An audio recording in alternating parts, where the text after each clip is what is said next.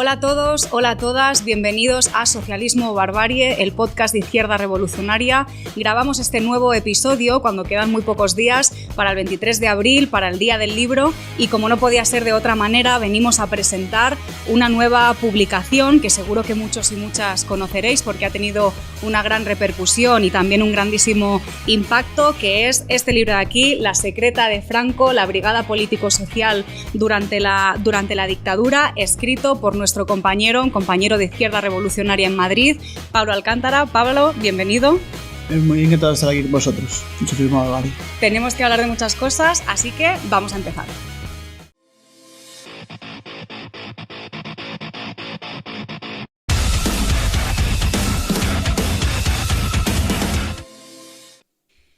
Bueno, Pablo, eres graduado en Historia por la Universidad de Oviedo, doctor cum laude en Historia Contemporánea por la Universidad Autónoma de Madrid, con tu tesis doctoral titulada El águila gris, la policía política durante la dictadura franquista en Madrid y Asturias, que es la base sobre la que se sustenta y se levanta este nuevo libro que has escrito, además con toda la amplia y exhaustiva tarea de investigación que eso implica, que ahora también comentaremos. También eres autor de otra obra, de la lucha contra el franquismo en Asturias, que publicamos desde la Fundación Federico Engels, pero es evidente por tu militancia en Izquierda Revolucionaria, por tus inquietudes políticas, que tu motivación para investigar a fondo la represión franquista va mucho más allá de lo académico. Y yo quería empezar preguntándote, porque nunca antes se había hecho un estudio que abordase, ¿no?, la brigada político-social en todas sus dimensiones. ¿Por qué decidiste meterte a investigar sobre la policía secreta del régimen franquista? Bueno, como bien has dicho, una de mis inquietudes es política, ¿no? Porque, bueno, en estos últimos años, ¿no?, ha habido una crisis del régimen del 78, ¿no?, y un cuestionamiento de lo que ha sido el régimen del 78, de la impunidad de los crímenes del franquismo, ¿no? De hecho, muchas asociaciones de memoria histórica, el tema de la querella argentina contra los crímenes del franquismo, digamos que ha habido, pues es una crítica, ¿no?, a lo que ha sido el régimen del 78, a cómo, pues eso, policías, jueces, militares, políticos del franquismo, pues quedaron impunes, ¿no?, sus crímenes, ¿no? Entonces, digamos que a través de ese debate público que ha habido en estos años, debate social, ¿no?, por parte de las víctimas, asociaciones de organizaciones políticas, de hecho nosotros hemos participado como Izquierda Revolucionaria y el Sindicato de Estudiantes en el tema de la querella argentina, ¿no?, pues entendía que a través de la investigación académica y demás había que rellenar todo ese vacío que había en cuanto a, pues, estudio de fuentes de archivo, fuentes primarias, fuentes de la prensa y demás, porque yo creo que los historiadores no estamos en el aire, ¿no?, sino que los historiadores militamos políticamente, los historiadores participamos políticamente en la sociedad, nos movilizamos y tenemos que hacer caso a las inquietudes que hay dentro de la sociedad, ¿no? Entonces, bueno, por eso empecé, ¿no?, a investigar esta tesis doctoral y, bueno, los libros que he hecho. Sí que había antes, ¿no?, ¿verdad?, otros escritos sobre el tema de la brigada político-social, pero tú has sido un poco como el primero en abordarlo desde todas sus dimensiones. Sí, digamos que mi tesis es la primera sobre el tema, ¿no?, sobre la brigada político-social, porque en estos años sí que ha habido periodistas, ¿no?, que han investigado el tema de la brigada político-social, o desde un nivel local, ¿no?, sobre todo en Valencia, en Cataluña, en Euskal Herria, ¿no?, no es casualidad. En estos territorios donde ha habido importantes movilizaciones sociales, ¿no?, y un cuestionamiento del régimen, pues que se han investigado estas cosas, ¿no?, porque, claro, mucha gente se ha dado cuenta que de dónde viene el régimen del 78, ¿no?, de esa impunidad del franquismo, de la propia dictadura franquista, ¿no? Entonces, digamos que eso, ha habido estas investigaciones, pero claro, a nivel muy local, ¿no?, a nivel muy, pues a través de ciertos personajes históricos, pero no había un estudio en cuanto a todas sus dimensiones, la brigada político-social y la repercusión que tuvo respecto a la represión contra la oposición a la dictadura. De hecho, una de las cosas que tú has explicado y que también insistes en las distintas entrevistas que te están haciendo ahora y demás, es que has tenido que bucear en multitud de archivos, de expedientes personales, de expedientes judiciales, sentencias militares también y civiles, sorteando muchísimas dificultades, ¿no? En fin, ahora nos puedes contar, porque según recuerdo que has explicado, ¿no?, sigue habiendo leyes vigentes que siguen protegiendo a los torturadores y a estos asesinos del régimen franquista, no solo, ¿no?, protegiéndolos en abstracto, sino que creo que decías que muchas veces para acceder a archivos personales de estas personas que formaron parte de la brigada político-social hay que esperar hasta 25 años desde que muere, ¿no?, la persona en cuestión que se pretende investigar.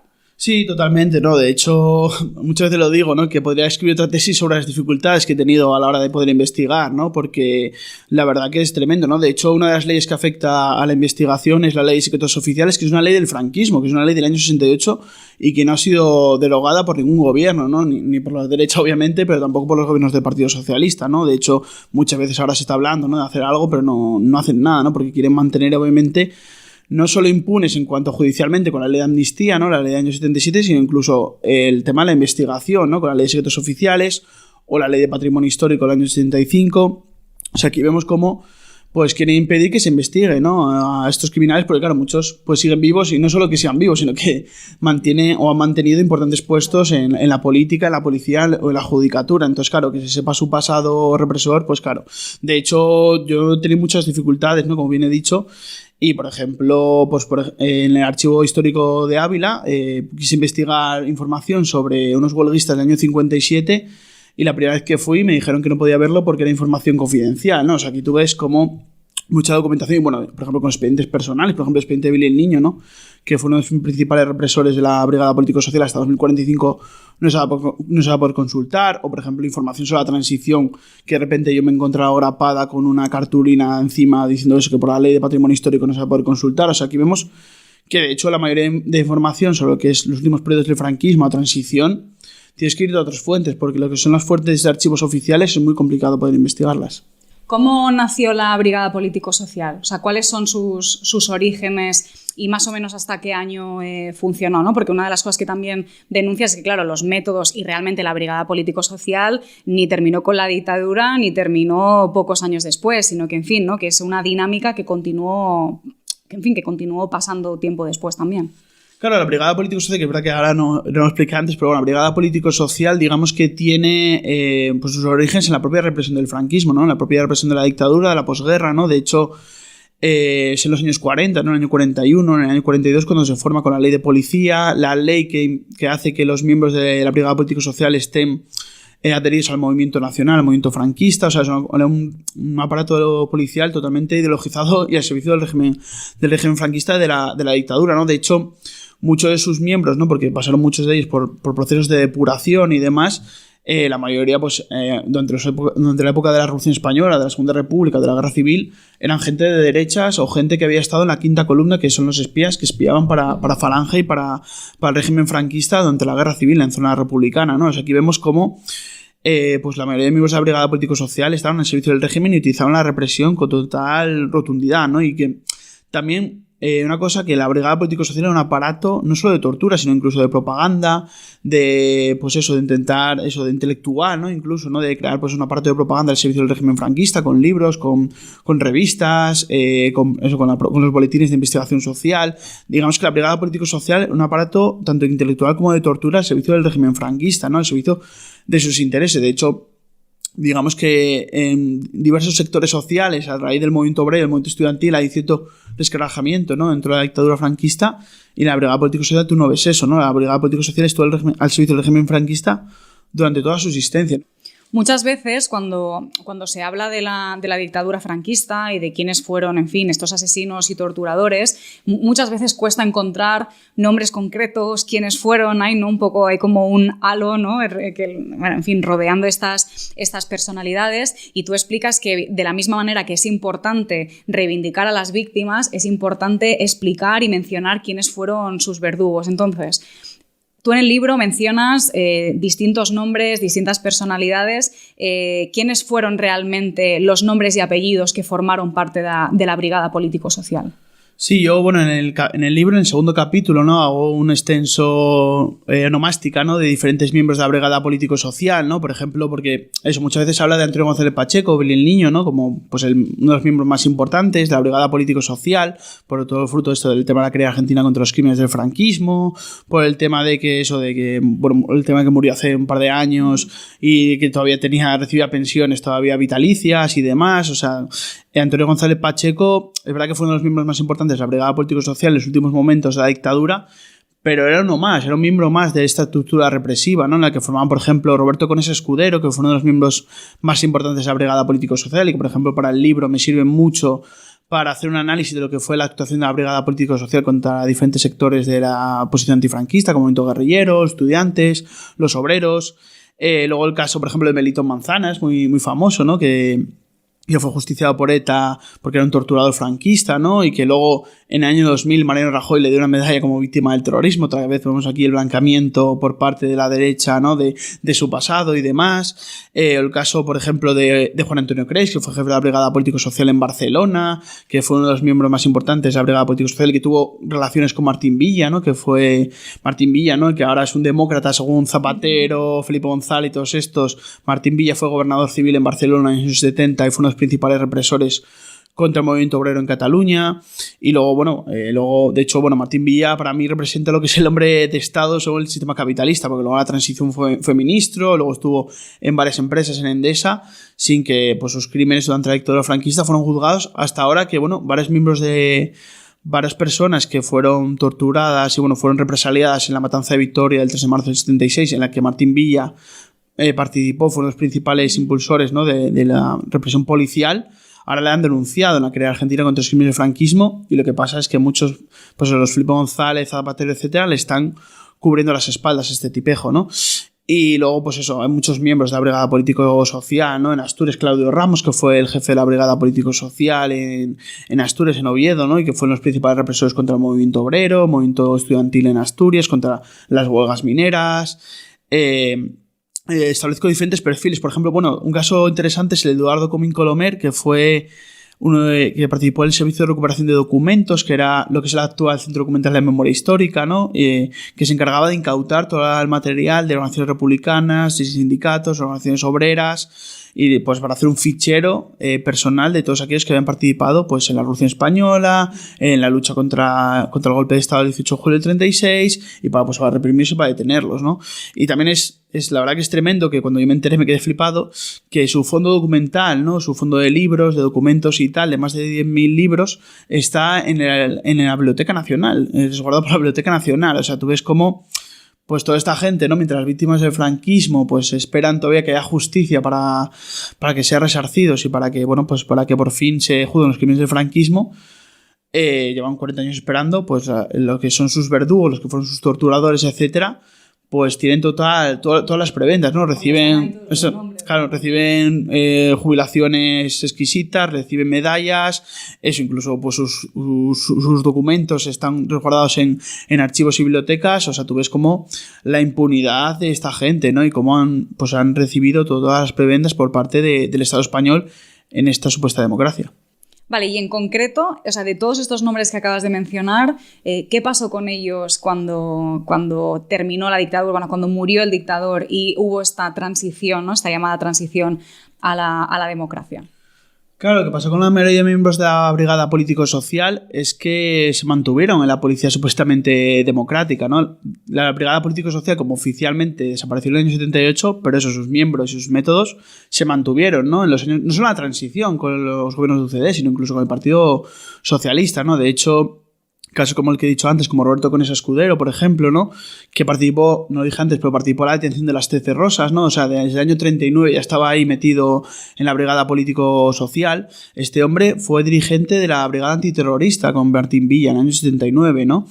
Y luego, o sea, pero no fue el único caso, ¿no? Claudio Ramos, el que hablé antes, fue jefe de la Brigada Policial en Canarias. Diferentes miembros de la Brigada Político-Social fueron jefes de la policía, ¿no? José Sainz, que fue jefe de la Brigada Político-Social en Bilbao, luego fue jefe de policía a nivel estatal. Antonio González Pacheco, por ejemplo, participó y fue juzgado, aunque al final fue absuelto en la matanza de Atocha, y luego se fue de la policía, pero luego participó en diferentes empresas de seguridad, como en la Renault, por ejemplo. O sea, aquí vemos cómo la mayoría de miembros de la Brigada Político-Social se mantuvieron, o sea, no fueron depurados y fueron juzgados por sus crímenes y fueron ante un tribunal y demás, como por ejemplo sí que pasó en Portugal, gracias a un proceso revolucionario que fue la Revolución de los Claveles, que con la policía política de Salazar, muchos de los miembros de la PIDE, de la policía política, fueron juzgados gracias al proceso revolucionario, ¿no? Pero aquí, en el Estado español, ¿no? Con la transición, la impunidad estuvo a la orden del día, ¿no? Con la ley de amnistía, pues la mayoría de miembros de la Brigada Político-Social se mantuvieron en sus puestos.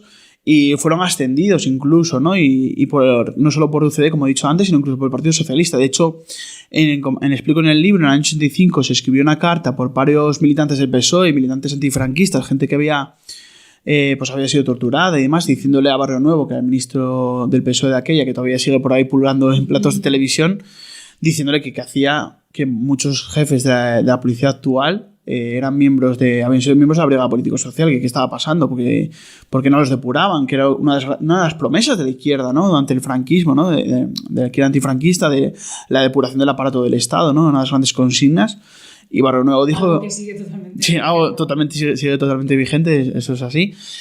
Barrio Nuevo dijo que, bueno, que para luchar contra ETA, contra el terrorismo, pues no, esta gente nos vale porque, bueno, pues saben dar hostias y, bueno, lo dijo así, pero dijo obviamente que le servían, ¿no? Y que no les iban a hacer nada y que no iban a juzgarlos y que no iban a depurarlos, ¿no? Entonces, claro, todo este tema del mantenimiento de las torturas, de la corrupción policial, de hecho, el famoso Villarejo, ¿no? Que se ha leído ahora mucho en las noticias y tal, fue miembro de la Brigada Político-Social, ¿no? O sea, tú ves cómo pues estos miembros siguen pululando por sus anchas y aunque, bueno, pues muchos ya están jubilados o han muerto y demás, sus métodos, sus formas de actuar, no es casualidad, por ejemplo, ahora el ascenso de la extrema derecha dentro de la policía, ¿no? Jusapol y todo esto y demás, los sindicatos policiales de extrema derecha, es fruto de que no hubo esa depuración en los años de la transición, ¿no? Todo ese auge de nuevo, ¿no? de organizaciones de extrema derecha dentro de la policía apoyadas por Vox y por el Partido Popular. Como decías antes, como hemos explicado al principio, ha habido distintos estudios sobre la Brigada Político-Social pues en Valencia, en Cataluña y demás, y hacías una mención de que precisamente es en esas zonas, ¿no? del Estado español donde también la lucha de clases ha ido más lejos en estos últimos años, pues ha habido una investigación concreta, ¿no? de lo que ha sido la Brigada Político-Social. Pero yo sí que quería preguntarte, aunque tu libro se basa en la actuación general en todo el Estado, ¿tú crees que había diferentes actuaciones por parte de la Brigada Político-Social dependiendo de la zona, dependiendo también, evidentemente, ¿no? Pues Cataluña, que jugó un papel clave durante la Revolución Española? ¿Había actuaciones diferentes o eran métodos unificados a nivel estatal? Hombre, sobre todo contra el movimiento obrero fue contra quien fue más brutal, ¿no? Y sobre todo, digamos, en los años 60 y 70, ¿no? Eso que se suele hablar que es una década como más edulcorada, como una dicta blanda, ¿no? Se suele hablar de eso por parte de una historiografía franquista, sobre todo. Realmente fue una represión dura, ¿no? O sea, con torturas, con utilización de electroshocks, con pues estando días y días en la Dirección General de Seguridad o en las comisarías, luego años y años en la cárcel por el simplemente hecho de organizarte o hacer huelgas. O sea, digamos que el movimiento obrero fue el que más sufrió la represión, ¿no? Pero realmente fue represión generalizada, ¿no? También contra los estudiantes. Es verdad que, por ejemplo, en los años 50, muchos que eran hijos del régimen, ¿no? Que eran hijos de gerifaltes, pues no se les tocaba, sobre todo por el miedo a que hubiera pues una repercusión a nivel internacional de las torturas y demás. Pero luego, digamos, cuando el movimiento estudiantil se intensifica y se magnifica, ¿no? Y se generaliza, cuando empiezan a entrar sobre todo hijos de trabajadores y demás a la universidad, pues la represión es totalmente brutal, ¿no? De hecho, el caso de Enrique Ruano, por ejemplo, ¿no? Que es muy famoso, ¿no? Que fue asesinado por la policía. De hecho, por ejemplo, uno de los que participó en su asesinato, que es Celso Galván, luego fue guardaespaldas del rey. O sea, aquí estamos viendo otra vez cómo pues toda esta gente que asesinó a estudiantes, que asesinó a obreros, pues se mantuvo luego en altos puestos en la policía supuestamente democrática, ¿no? Y digamos que la represión fue totalmente brutal, pero sí que es verdad, pues eso, que sobre todo contra los guerrilleros, contra los obreros, la represión fue más salvaje, ¿no? Porque claro, los obreros pues iban mucho más allá, ¿no? No solo con reivindicaciones democráticas o reivindicaciones sociales, sino incluso eso, de reivindicaciones por transformar la sociedad y por transformar sus condiciones de vida. Y claro, el régimen franquista era un régimen que se basaba en la sobreexplotación de la clase trabajadora, ¿no? De hecho, el supuesto crecimiento económico se basó en una sobreexplotación de las condiciones de vida de la clase trabajadora, ¿no? De hecho, en las entrevistas que he hecho para el libro, pues eso, muchas veces te contaban las condiciones de prácticamente servidumbre en las que vivían los trabajadores en sus condiciones de trabajo, en las minas, cómo había accidentes constantemente, cómo morían trabajadores en las minas o en los centros de trabajo. Y pues claro, la clase trabajadora se rebeló contra eso, ¿no? Entonces, claro, podía mucho más las ganas de cambiar las cosas, las ganas de conseguir mejores condiciones de vida, que el miedo, la represión a la violencia de la dictadura y pues eso, de pasar, incluso de hecho tú lo ves, la huelga era un delito de rebelión militar, o sea, un delito de que te rebelabas contra el sistema, ¿no? O sea, era considerado así y te pueden meter hasta 20 años en la cárcel, ¿no? Por el simplemente hecho de repartir propaganda o de hacer una huelga, ¿no? Entonces de hecho, hubo varias veces que se declaró el estado de excepción durante la dictadura, ¿no? Sí, de hecho se declaró hasta 15 veces en toda, al final, sobre todo el franquismo, en los años 60 y 70. Y claro, el estado de excepción ya era, vamos, lo que la policía puede hacer lo que le diera la gana, ¿no? En un régimen que la policía puede hacer lo que quisiera, pues más todavía, ¿no? De hecho, podías estar más de 3 días en comisaría, que era lo que por ley, entre comillas, se permitía que tenían que estar los detenidos. Podían registrarte tu casa sin ningún tipo de orden judicial, te podían pinchar el teléfono, te podían detener a cualquier hora del día. O sea, un régimen que obviamente no había ningún tipo de garantía democrática o jurídica. Ya, pues el estado de excepción ya no había ningún tipo, vamos, que la policía podía actuar como quisiera, ¿no? De hecho, la policía entraba a las universidades a destajo. De hecho, la infiltración policial, de hecho, es curioso, ¿no? Que muchas veces se ha hablado por parte de testimonios, ¿no?, de militantes antifranquistas, ¿no?, de que pues había policías infiltrados en nuestra universidad o había policías infiltrados en nuestro centro de trabajo. Yo en el libro hablo, y a través de fuentes oficiales, que los propios miembros de la Dirección General de Seguridad de la Brigada Político-Social reconocían que infiltraban a gente dentro de las universidades, que infiltraban a gente dentro de los centros de trabajo y que había gente infiltrada en organizaciones políticas, ¿no? O sea, ellos mismos lo reconocían en sus papeles, ¿no?, en sus reuniones. Y de hecho, en los años 60 fue una estrategia consciente, ¿no? Es decir, gente que salga de la escuela de policía, que se apunte a la universidad y que se infiltre en los movimientos antifranquistas. De hecho, por ejemplo, en el caso de Antonio González Pacheco Villa el Niño fue uno de esos casos, ¿no? O sea, tú ves como aquí era una cosa totalmente pensada, que no, eso, como hemos hablado, ¿no?, que no era una cosa de sádicos o de locos, sino que era una estrategia calculada, fría, el tema de la represión, ¿no? Y era una cosa que se estudiaba y se analizaba de una forma consciente, ¿no?, el cómo se iba a hacer la represión. Pero eso, como hemos visto, la Brigada Político-Social fue ineficaz a la hora de reprimir todos esos movimientos, ¿no?, porque no entendió los cambios que le están dando dentro del movimiento obrero, dentro del movimiento estudiantil, y la represión pues les acabó desbordando. Tú también has estudiado qué pasó con los tribunales durante la transición. Sí, totalmente, ¿no? O sea, lo que pasó fue que cambiaron de nombre, pero no cambiaron de persona, ¿no? De hecho, pues la mayoría de miembros del Tribunal de Orden Público, que era el tribunal que se dedicaba a juzgar los delitos políticos, la mayoría pues estuvieron en la Audiencia Nacional, en el Tribunal Supremo, en el Consejo General del Poder Judicial. La mayoría se mantuvieron con poder y con total impunidad de sus crímenes, ¿no? De hecho, la ley de amnistía, que es la ley del año 77, ¿no?, que la amnistía era una lucha de la izquierda, ¿no?, pero que la ley de amnistía fue utilizada, ¿no?, por los franquistas, ¿no?, por UCD y por el gobierno y demás, para dejar impunes los crímenes de la dictadura, ¿no?, no solo de jueces, sino también de policías, de militares, etcétera, ¿no? Y la verdad, y bueno, fue apoyada, por ejemplo, por la izquierda reformista, ¿no?, por el PCI y por el PSOE, ¿no?, en el Parlamento, ¿no?, fueron los que la apoyaron también, ¿no? Y la verdad que resulta curioso, ¿no?, que haya algunos dirigentes de la izquierda que digan que la ley de amnistía es una conquista de la izquierda, cuando realmente la ley de amnistía fue una ley que dejó impunes los crímenes, ¿no?, tanto de los miembros del Tribunal de Orden Público como de los policías y demás, ¿no? Entonces, claro, pues con esa impunidad siguieron en los tribunales y, claro, pues ahora todos sus métodos, todas sus formas de actuar siguen vigentes, ¿no?, hoy en día. Creo que una de las cosas que explicas en el libro es cómo la dictadura franquista quiso someter a la sociedad civil a la justicia militar, ¿no? Ahora precisamente que hablábamos de los tribunales y del sistema judicial, y que se pusieron en marcha decenas y decenas de leyes para profundizar la represión también junto a la Brigada Político-Social. Pero claro, el régimen de Franco de alguna manera necesitaba de la represión porque no podía evitar la respuesta social por otros medios, ¿no? De hecho, pues en los años 50 el régimen franquista ya se mantenía simplemente en base a la represión, ¿no?, en base también a la inercia de la sociedad, también por toda la derrota sangrienta que fue, ¿no?, la Revolución Española, cómo se aplastó a la clase obrera, y que, en fin, que también la juventud, la clase trabajadora necesitó resurgir, ¿no?, necesitó un tiempo para para un poco cicatrizar y poder resurgir de nuevo. O sea, que era una dictadura sobre todo basada en la represión, que no tenía un apoyo social más allá del que evidentemente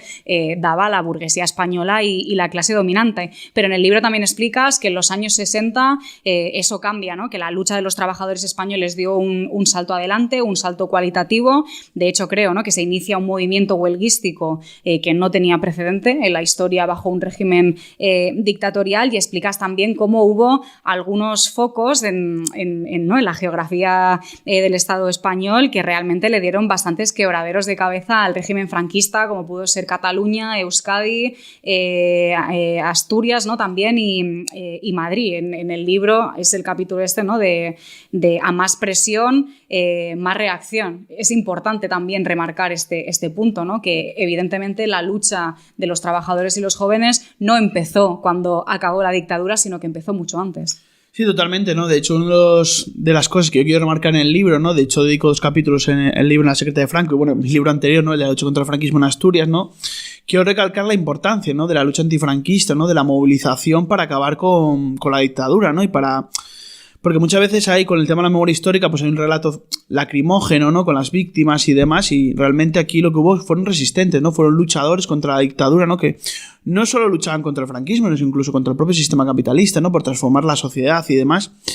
Y claro, pues eso, fueron obreros, fueron jóvenes que perdieron el miedo a enfrentarse a la dictadura. De hecho, como bien explicas tú, ¿no? O sea, hubo un periodo, ¿no?, de represión, de miedo, obviamente, porque claro, es que ahogaron en sangre, ¿no?, la Revolución Española, ¿no?, con más de 200.000 fusilados en los años 40, con gente en la cárcel, con violaciones a las mujeres, con rapadas de pelo, con, bueno, pues eso, miles de personas en campos de concentración. Claro, o sea, tuvieron que arrasar a prácticamente a gran parte del país, a gran parte de la sociedad para poder conseguir sus intereses, ¿no? Pero claro, cuando pasa un tiempo, digamos, ¿no?, y resurge un nuevo movimiento obrero, un nuevo movimiento estudiantil, ¿no?, de jóvenes que no habían vivido la guerra civil o la posguerra, que lo han vivido siendo muy niños, pues claro, esta gente pierde el miedo, ¿no? Pierde el miedo a movilizarse y pierde el miedo a luchar, ¿no?, y a reivindicar sus derechos, ¿no? De hecho, en el libro hablo mucho de cómo la propia oposición antifranquista crea manuales para hacer frente a la represión, hacer frente a los interrogatorios, a las torturas, etcétera.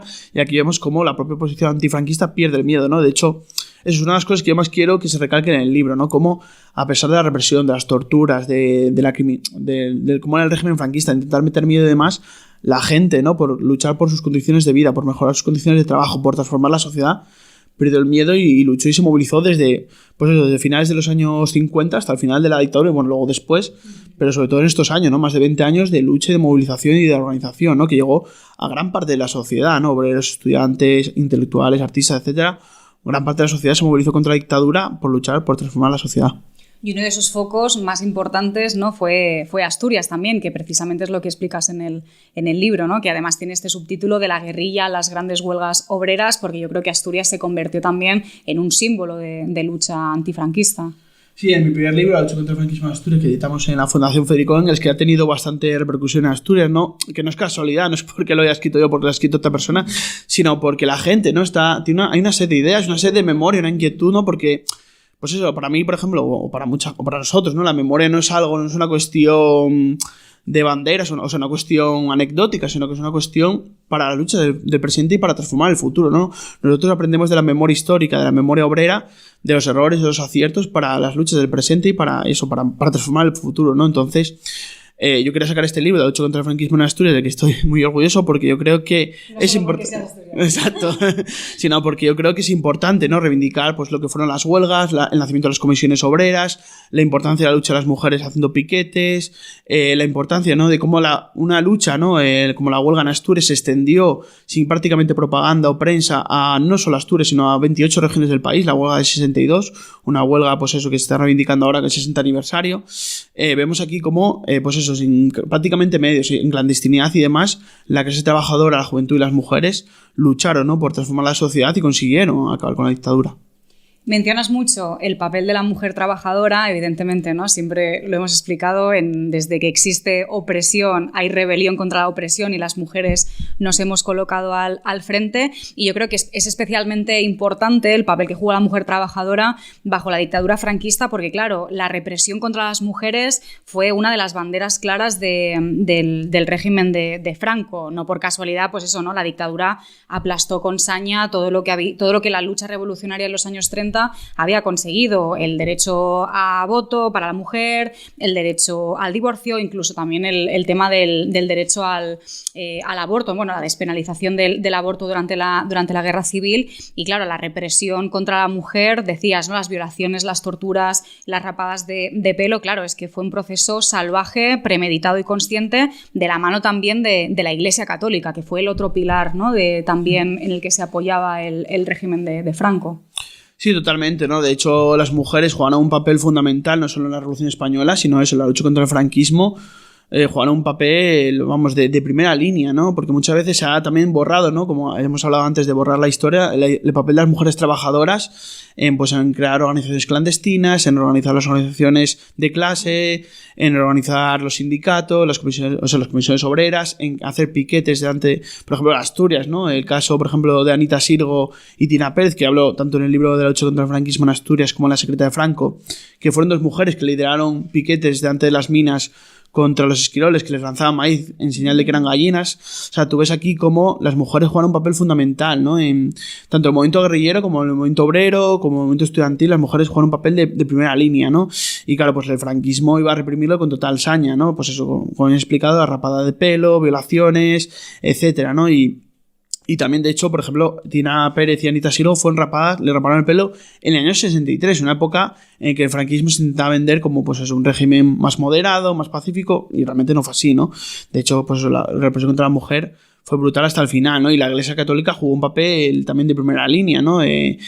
Pues eso, de justificar la represión contra las mujeres, de justificar las violaciones, pues con el tema de la cruzada, de llevar una educación, ¿no? Machista a las aulas, de eso, la mujer pues en casa y demás. Y la verdad que pues eso, tiene mucho que ver también con el papel que ahora juega la Iglesia Católica en la educación. El papel, ¿no? De Vox y el Partido Popular, ¿no? Con su defensa del machismo. Los herederos de la dictadura. Claro, totalmente. Pepe y Vox son herederos de la dictadura, no solo herederos ideológicos, incluso herederos de persona, ¿no? O sea, que tú lo ves aquí como, pues eso, la derecha tiene un discurso totalmente, pues eso, reaccionario contra las mujeres, contra el movimiento feminista, etcétera, fruto de todo este papel, ¿no? De la dictadura franquista y del papel que jugó la idea de la mujer en el franquismo, ¿no? Pues es una idea de eso, de la mujer sumisa, metida en casa y que no hiciera nada y que no protestara, ¿no? Sobre todo. Y vinculado también al papel, bueno, sí, a todo el tema de la represión contra las mujeres y también, ¿no? De cómo este régimen de Franco, que se pretendía dar esta imagen más moderada a partir de los años 60, evidentemente tuvo claros aliados en otros países, ¿no? Que en el momento en el que ves quiénes eran los otros aliados, ya ves que aquí no había pues ningún tipo de modernización ni de un régimen más laxo. De hecho, en el libro explicas, ¿no? Que los métodos de la Brigada Político-Social recibieron una ayuda muy consciente por parte de la Alemania nazi, también de la Italia de Mussolini, ¿no? Ahora estaría bien, ¿no? Que pudieras explicar, ¿no? En fin, los lazos más concretos y más estrechos que había con estos otros regímenes dictatoriales, pero también explicas que aparte del papel de la Gestapo y demás, la dictadura franquista también recibió ayuda y también tuvo una estrecha relación con la CIA, con el FBI y con la supuesta democracia estadounidense, ¿no? Que ahora, con todo el tema de la guerra en Ucrania, nos pretenden volver a explicar las bondades de Estados Unidos.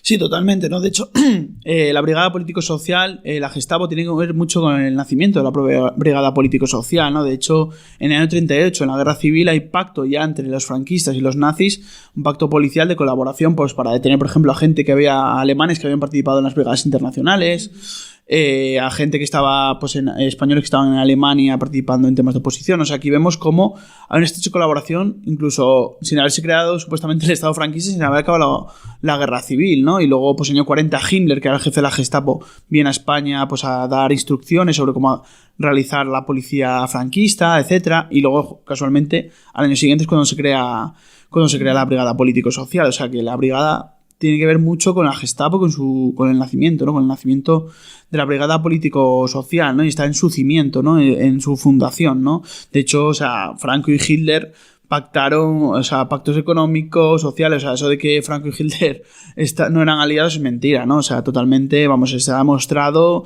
que Franco y Hitler y luego la Gestapo y la Brigada Político-Social tuvieron relaciones muy estrechas, ¿no? Y luego después, en los años 50, ¿no? Con el tema de la Guerra Fría y la lucha contra la Unión Soviética, digamos que Estados Unidos pasa de condenar, supuestamente entre comillas, de una forma, ¿no? Pues eso, diplomática y demás, que ya sabemos cómo son las denuncias diplomáticas, que es un papel mojado siempre, ¿no? Pues es decir que España, bueno, la dictadura franquista era una dictadura fascista y que era condenable y tal, pasó de eso a decir que Franco pues era un aliado occidente frente al comunismo, ¿no? Entonces aquí vemos como hay una estrecha relación, ¿no? No solo pactos policiales, sino pactos militares, económicos. De hecho, es cuando se crean las bases de Torrejón y demás aquí en el Estado español. Y luego con el tema de la Brigada Político-Social y la CIA, varios miembros de la Brigada Político-Social, jefes de la Brigada Político-Social, viajan a Estados Unidos para recibir instrucciones de técnica policial, etcétera, en un momento en que la CIA empieza con el tema de los manuales de tortura, que ahora pues con el tema de Guantánamo y demás son muy conocidos, ¿no?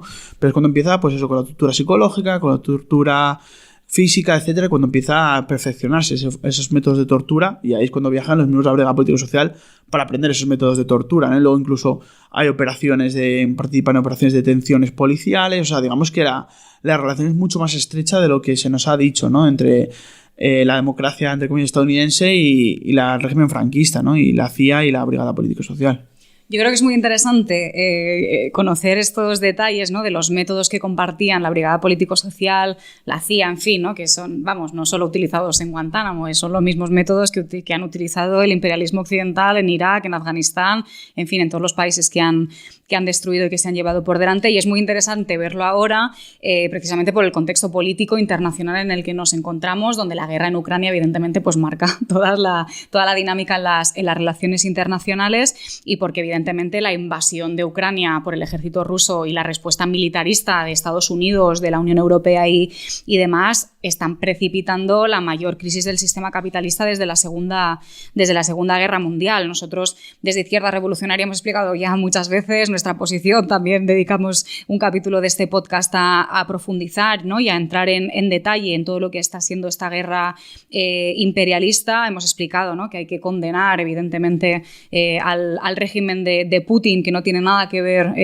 ni con el comunismo ni con nada progresista, y que mostramos nuestra solidaridad con el pueblo ucraniano, que es una auténtica barbaridad, ¿no? Lo que está sucediendo dentro de las fronteras en Ucrania, pero que no caemos en la otra barricada tampoco, ¿no? Que es, en fin, hacerle el juego a Estados Unidos, al imperialismo de la Unión Europea y demás. Y claro, en todo este proceso está habiendo una campaña brutal por lavar la cara a Estados Unidos, a la Unión Europea, ¿no? Al imperialismo alemán, a todo lo que está siendo, en fin, ¿no? Una política militarista salvaje. Y como parte de esa campaña de propaganda absoluta, el otro día aquí en el Congreso de los Diputados vivimos, ¿no? Yo creo que una de las cosas más vergonzosas que igual hemos visto desde el inicio de la guerra, que fue cuando el presidente Zelensky habló vía conferencia en el Congreso y recibió, ¿no? El aplauso casi unánime de toda la, en fin, ¿no? De todo el Pleno, desde Vox, el Partido Popular, pero también el PSOE y Unidas Podemos, en fin, en esta campaña consciente de lavarle también la cara al gobierno de Zelensky, que es un títere, ¿no? del imperialismo norteamericano. Y claro, en estas declaraciones de Zelensky se le ocurre comparar lo que está pasando en Mariupol con lo que fueron los bombardeos del Guernica. Tú, como historiador, que además conoces, ¿no? Y en fin, no solo has estudiado lo que es lo que fue la dictadura franquista, sino también toda la masacre que hubo por parte de los franquistas durante la Guerra Civil. ¿Qué opinas de esto, ¿no? ¿Qué opinión te merece esta comparación de Zelensky? Pues la verdad que me parece vergonzosa, ¿no? O sea, para decirlo así en suave, ¿no? Yo creo que la verdad que es tremendo, ¿no? La manipulación y la desmemoria histórica a la que nos quiere meter tanto Zelensky como, pues eso, el PP, Vox, o sea, es tremendo aplaudiendo el discurso. Bueno, luego también la izquierda, tremendo, ¿no? Que aplaudan ese discurso porque lo que hemos explicado antes, ¿no? Cómo los franquistas ahogaron en sangre, ¿no? Todo el proceso de la Revolución Española. Y el bombardeo de Guernica, ¿no? Que es un símbolo de ese horror, ¿no? Del horror del régimen franquista, ¿no? Con más de 200 muertos, con miles de heridos, con una ciudad que fue derruida al 70%, una ciudad que no era objetivo ni siquiera militar, ¿no? Que era un símbolo de los vascos, ¿no? Por eso fue bombardeada, pero no era ni siquiera un objetivo militar. O sea, aquí vemos como el horror, ¿no? Con la connivencia, que claro, es una de las grandes diferencias, ¿no? Con el tema de Ucrania, con la connivencia del imperialismo occidental, ¿no? De las burguesías europeas, ¿no? Que no hicieron nada, ¿no? Que se taparon los oídos diciendo que no iban a intervenir pues eso, en suelo español, no iban a intervenir a favor de la Revolución Española, porque claro, obviamente la burguesía francesa, inglesa, estadounidense temía mucho más a la revolución que a Franco, ¿no? Entonces, obviamente, pues no iban a intervenir, ¿no? Aquí vemos como Ucrania está siendo, de hecho hoy, Pedro Sánchez creo que ha mandado 200 toneladas de ayuda militar a Zelensky, o sea, aquí vemos como el imperialismo occidental, la OTAN y tal, está mandando ayuda ingente a Ucrania, ¿no? Entonces, claro, tú ves como, o sea, supuestamente si los ucranianos, como nos dicen algunos sectores de la izquierda, son demócratas revolucionarios, hombre, pues entonces no les ayudarían, como no ayudaron a los revolucionarios españoles en los años 30, ¿no? Entonces, pero aquí tú ves como, sin embargo, a Zelensky pues le está ayudando, ¿no? Y Zelensky, un hombre apoyado por sectores de la extrema derecha, ¿no? Por fascistas, ¿no? Como el batallón Azov, pero no solo el batallón Azov, que forma parte de la Guardia Nacional del ejército ucraniano, sino Svoboda, ¿no? Que era un partido de la extrema derecha, ha formado parte de gobiernos en Ucrania. Es fiesta nacional el nacimiento de Stepa Bandera, que es uno de los colaboradores del nazismo. O sea, aquí vemos que no solo, porque muchas veces dicen, solo el batallón Azov, pero no encuentras nada más. No, es mentira, aquí vemos como el aparato del Estado está plagado de fascistas y nazis. Sí, exacto, totalmente, ¿no? Entonces, claro, tú ves como que se aplaude el discurso de Guernica, este hombre que está blanqueando, o sea, que está, pues eso, blanqueando el fascismo, blanqueando la extrema derecha, y luego eso, que ves al Papé y Vox, que no han condenado nunca al franquismo, que no han condenado, que han impedido que se juzguen los crímenes del franquismo en nuestro país, que han dejado sin ayudas a las políticas de memoria histórica, y luego ves el PSOE diciendo que hay que perseguir a Putin por crímenes de lesa humanidad, cuando luego él no permite que se juzguen los crímenes del franquismo en nuestro país, con el tema de la amnistía, ¿no? Diciendo que la ley de amnistía es maravillosa. Y luego ves a Yolanda Díaz diciendo que Zelensky, ¿no? Que está muy bien que haga este discurso del símbolo de la paz y de la concordia y demás, cuando Zelensky lo que está apoyado es por la OTAN, que la OTAN, pues menos concordia y paz es otra cosa. O sea, tú ves cómo es vergonzoso, ¿no? Como, pues, obviamente, pues de la derecha a la extrema derecha, pues te esperas, ¿no? Que apoyen este tipejo, ¿no? Pero la izquierda, ¿no? Sobre todo Unidas Podemos, no debe apoyar este discurso, no debe apoyar este discurso a favor de la OTAN ni a favor de... Y eso, este ejercicio, este insulto al final a las víctimas del franquismo, ¿no? A las víctimas de la represión franquista, ¿no? Porque es un ejercicio de desmemoria y de manipulación total lo que ha hecho Zelensky con Guernica. Claro, totalmente. Y de hecho, la parte, como decías tú, la parte vergonzosa no es que el Partido Popular o que Vox, bueno, que es de una hipocresía brutal, ¿no? Lo puedan aplaudir, incluso el Partido Socialista, que lamentablemente no, ya estamos, en fin, acostumbrados a estas políticas pro-OTAN, cómo se han cuadrado al lado del imperialismo norteamericano, pasando por el fango además, ¿no? Todo lo que es la historia antibelicista, antiguerra, antiimperialismo que ha existido en el Estado español, ¿no? Que dicen, sí, hay que condenar los crímenes de lesa humanidad de Putin, que evidentemente nosotros condenamos porque, en fin, ¿no? Como ya he dicho antes, es algo totalmente bestial lo que está haciendo el régimen de Putin, pero vamos, que no hace falta que te vayas a Ucrania para investigar crímenes de lesa humanidad, que solo hace falta ver lo que ha pasado en este país hace 40, 30 años para verlo. Y claro, el punto fundamental también aquí es el papel que está jugando Unidas Podemos, porque Unidas Podemos sí que, ¿no? Cuando se levantó Podemos, cuando, en fin, nacieron del movimiento en las calles, del 15M, etcétera, una de las reivindicaciones claras que tenía era la memoria histórica, la lucha contra la monarquía, reivindicaban también, y joder, han organizado mítines, charlas con luchadores antifranquistas y demás, pero parece ser que ahora todo eso ha quedado en el olvido. Sí, totalmente, ¿no? De hecho, la verdad que es muy triste, ¿no? Como... Ahora, por ejemplo, con el tema de la amnistía ni siquiera se dicen que la van a derogar, ¿no? O sea, es tremendo, ¿no? Como, pues, Unidas Podemos, ¿no? De hecho, muchos militantes antifranquistas incluso han participado en Unidas Podemos, ¿no? En su creación, ¿no? Porque, claro, veían como una oportunidad de acabar con el régimen del 78, ¿no? Esa oportunidad que no hubo, que se descarriló la transición, ¿no? Pero, claro, tú ves como, pues, Unidas Podemos, pues, ha tragado con todo, ¿no? Está tragando con todo, ya no hay líneas rojas, ya no hay nada, o sea, ya es tremendo, ¿no? Y, claro, con el tema de la memoria histórica, pues otro de lo mismo, ¿no? Mucha promesa vacía, mucho tal... Pero luego eso, el tema de la amnistía, que es fundamental para el tema de la impunidad de los crímenes del franquismo, no no van a hacer nada, no van a permitir... Han sacado el tema de la ley de memoria democrática. Claro, pues eso, una ley que se queda completamente corta, como la ley de memoria histórica, ¿no? De hecho, no solo nosotros, sino asociaciones de memoria histórica, víctimas del franquismo, están diciendo que la ley de memoria democrática es completamente insuficiente otra vez, ¿no? Entonces, pues es triste, ¿no? Que pues hayan abandonado la lucha por la memoria histórica y contra la impunidad del franquismo, ¿no? Pero bueno, aunque ellos la hayan abandonado, nosotros vamos a seguir haciéndolo, vamos a seguir luchando. Claro, ese es el problema, ¿no? Cuando te centras solo en las instituciones y, en fin, ¿no? Y abandonas la lucha en la calle y abandonas también la conexión con todos estos luchadores antifranquistas, estos luchadores también, ¿no? Que ahora pues, se movilizan en contra de la monarquía colocada a dedo por el dictador y demás. De hecho, que yo creo que también para ir terminando, que es una de las partes más importantes del libro, como también has ido comentando, porque tú dedicas una parte muy importante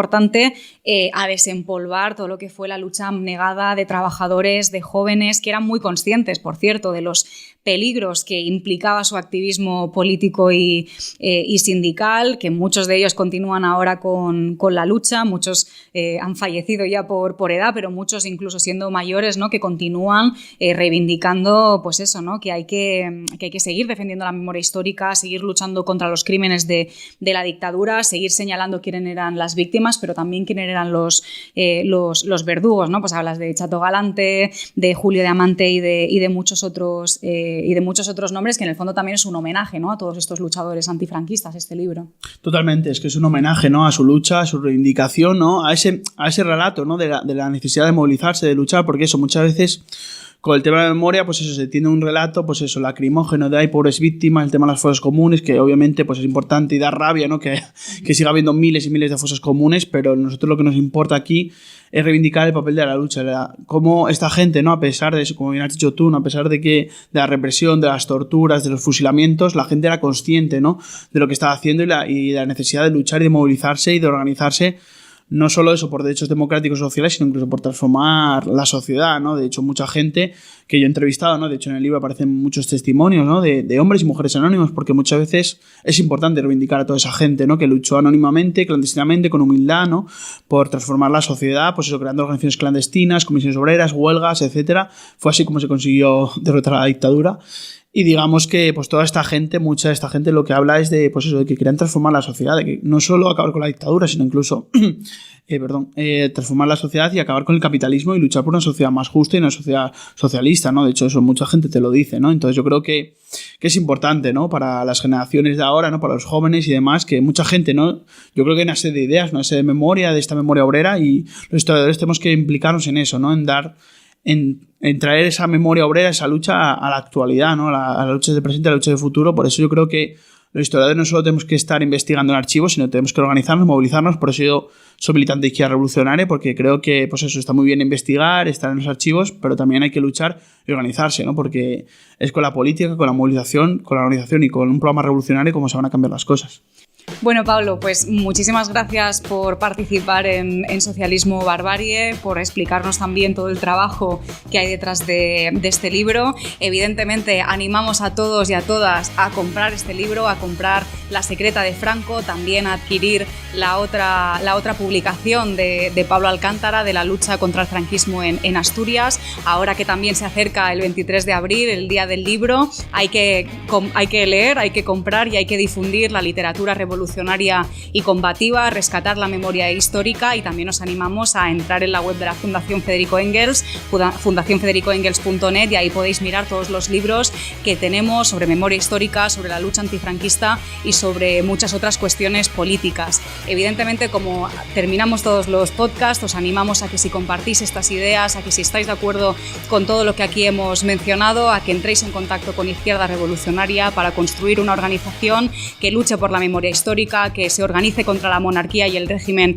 del 78, y para también poder transformar la sociedad y acabar con este sistema que solo nos condena a la guerra, a la barbarie y a las desigualdades sociales. Muchas gracias a todos y a todas por estar un día más con nosotros. Feliz Día del Libro y nos vemos en el próximo episodio. Chao.